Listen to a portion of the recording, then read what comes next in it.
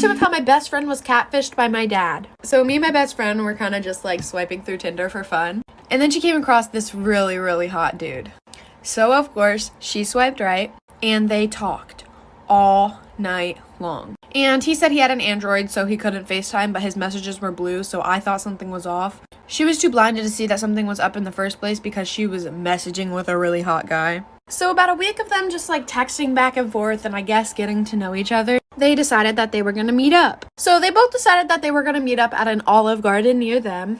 And you see, as her best friend, of course, I'm gonna have to go with her. So I got dressed up and I sat about 5 tables away from her. And we got there about 30 minutes earlier than we were supposed to be there. Okay, so my best friend had 3 bowls of fettuccine alfredo before he got there. So when he got there, it wouldn't look like she ate a lot. Then I see my dad walk in, all dressed up and fancy with a bow tie and everything. This story time just gets so much more funnier, so like for a part 2. Part 2 of how my best friend was catfished by my dad. Continuing with the story, I see my dad walk into the restaurant all dressed up. Mind you, my dad's married. To my mother, of course. So I was like, ooh, my dad and my mom are finally going on a date together.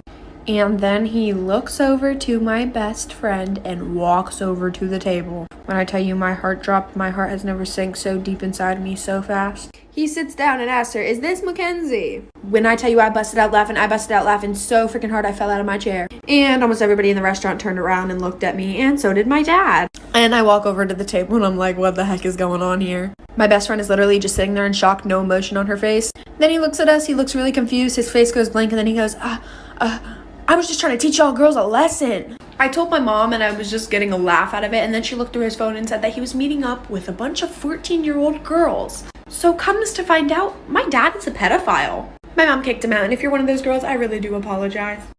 So when I was a sophomore in high school, I had this teacher who would only let the students in her class use the restroom 1 time per semester.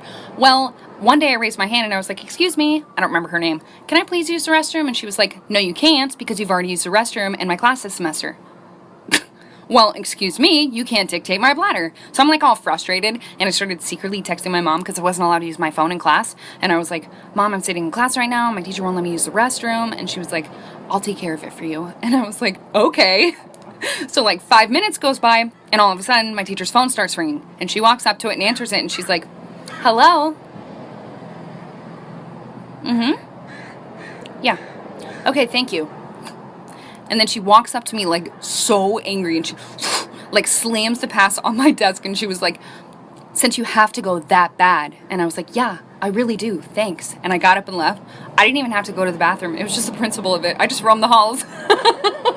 This is a story of the time that I caught my neighbor's mom talking smack about me. So I don't know about you guys, but every single Wednesday in my middle school, we would have a bagel sale. And some people's parents would come in to help out. And my neighbor's mom was one of those parents. And I had a best friend at the time whose mom would also work at the bagel sales. But this best friend of mine, her mom never let us hang out with each other because she felt that I was a bad influence on her. When in reality, it was the complete opposite. She was the one that snuck the boys in her house, if you guys remember that story time, where they peed in a flower pot. So basically her mom wouldn't let us hang out. And sometimes my friend would go with her mom in the morning, basically as a ride to school, and to help out with the bagels too. And one day when she went in with her mom, my neighbor's mom also was there too. So my friend starts eavesdropping into their conversation, and my friend's mom brings me up and says how much of a bad kid I am and a bad influence. And my neighbor's mom was like, oh wow, that's my neighbor, like we always suspected something bad about her, our whole entire neighborhood knows this about her, basically making stuff up about me. So then I go home crying, tell my mom. Part 2 of catching my neighbor's mom talking smack about me. So my best friend tells me all these things that my neighbor was saying about me, obviously.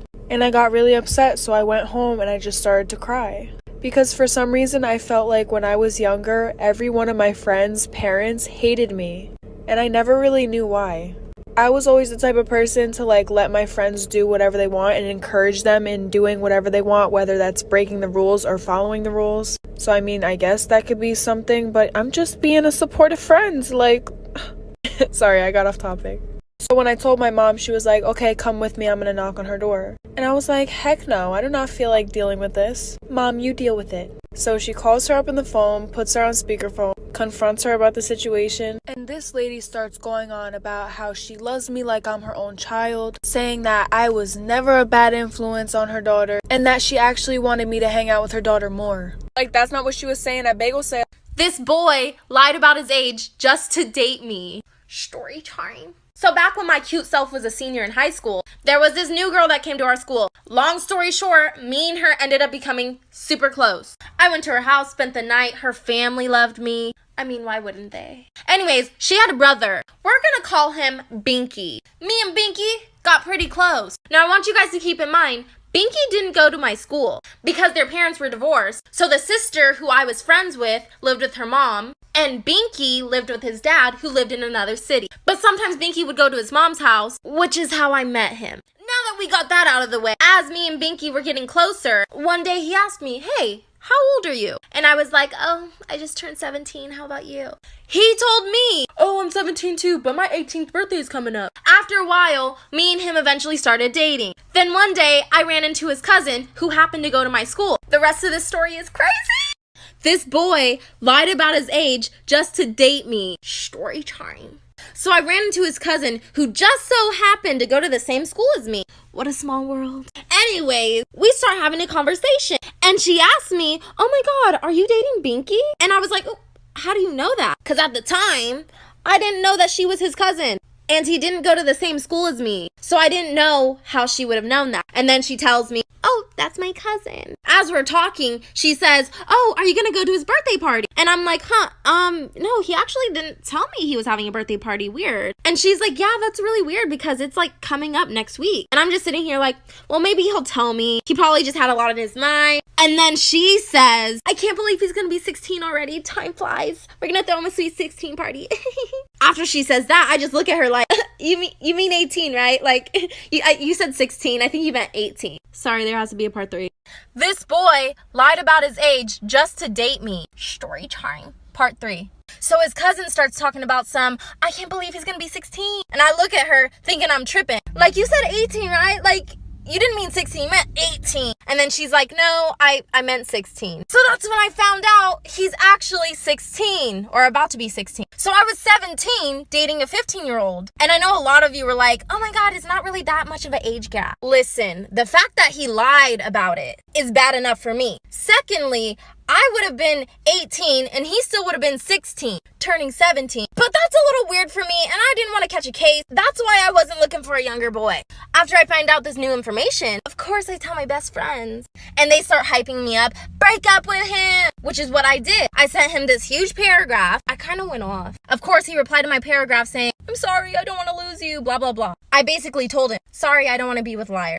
I blocked him and haven't seen him. This is why it's better to have one friend that you hang out with regularly instead of having a big group of friends. And trust me, you're going to want to listen to this story time. So when I was a sophomore in high school, I was kind of going through an identity crisis and low-key still am. I went to a predominantly white school for the majority of my life. So let's just say I was extremely whitewashed. It was one of those times in my life where if a white person said the N-word around me, I would just laugh. Not because I didn't know it was wrong, but because I wanted to be accepted and I wanted to be like everybody else and I seeked validation. Sophomore year was really when I started to become who I am today. I wanted to learn way more about my culture and my background. So I started becoming friends with people from other schools that are more diverse. Eventually, I met this group of girls. And I thought these girls were going to be the sweetest girls I would ever meet. Now, this friend group was serving flavor. I'm talking diverse to the T. One night, we decided that we were going to spend the night at one of the girls' houses. Let's call this girl Sally. I kept getting lost on the way to Sally's house, and I thought it was because I didn't know the area that well. Keep in mind, that's what I thought was the reason. I get there and we watch like 4 or 5 movies before I end up falling asleep. And when I wake up, I was in a room full of grown-ass men staring at me. Storytime part 2 of why it's better to have one loyal friend instead of a big group of friends. I forgot to mention in part 1 that when I arrived, the men were already there. Mind you, we were in sophomore year. These men looked like they were in college. So I was already a little thrown off, but I trusted it because I was with my friend. When I wake up, these men are like staring at me. But they try to look away really fast, but I could tell that they were staring at me. I start thinking the worst of the worst. I try to think of any possible way that I could get out of there, whether it was physically or mentally. So I pretend to fall asleep just to escape the reality of it. But then one of the men at the bottom of the bed starts rubbing my feet. I immediately kick my leg so I can get his hands off. Now I'm thinking he's gonna be mad and I'm gonna get fucking attacked. So I try to make small talk to loosen the tension. So I look at the guys and I'm like, "Hey, do you know where the girls went?" One of them looks at me and says, "Oh,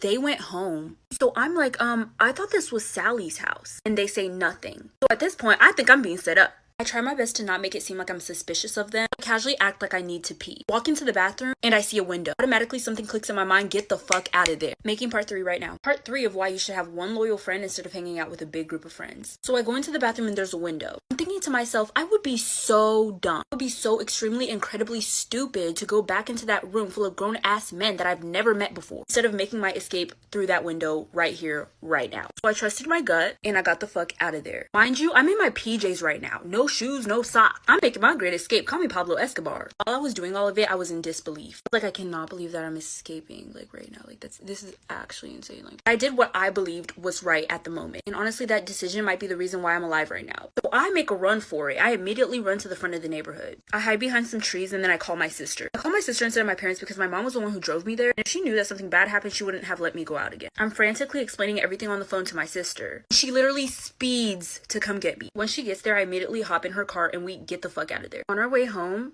I get a text from Sally. Last part is part 4. I'm making that right now. Part 4 of why you should have one loyal friend instead of having a big group of friends. So I'm on my way home and I get a text from Sally. Hey girl, where are you? We went to the gas station to get some milkshakes. You could have came with, but you were already asleep. I didn't even respond. I just blocked all of them because I know damn well that they were not getting milkshakes. Because 1, why didn't they wake me up to get milkshakes? Because I wasn't the first person to fall asleep. I'd never fall asleep first at somebody's house with a big group of people. I saw somebody else who looked like they were sleeping, so I thought that I was good to fall asleep too. 2, why were all those grown ass men there? Nobody told me that they were going to be there. Like I said, we were sophomores. These men were in college. Maybe even graduated from college. They were grown. 3, why would she lie about it being her house? 4, why did the boy say she went home? I remember when I said I kept getting lost because I didn't know the area. Once I went back to look through the messages that I had with those girls to see if there was anything fishy going on, I noticed that they were all sending me different addresses. Either one number would be off or a letter would be off. They definitely were planning something because they were trying to get me there late. I haven't seen or talked to those girls since then.